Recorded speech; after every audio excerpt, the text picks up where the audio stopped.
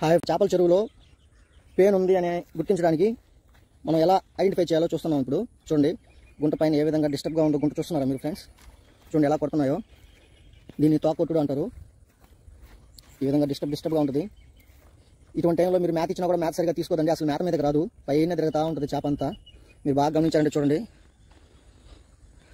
Full డిస్టర్బ్గా ఉంటుంది fish అంతా. అసలు ఫీడింగ్కి రాదండి, ఫీడ్ తీసుకోదు.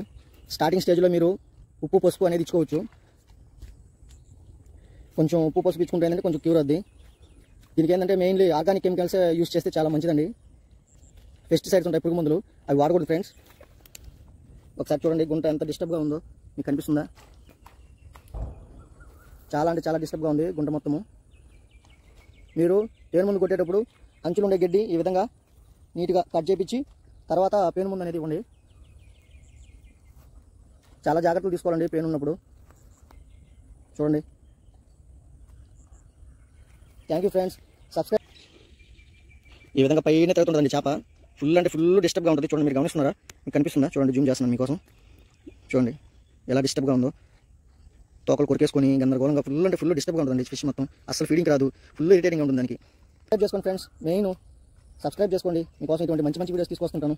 Thank you for watching.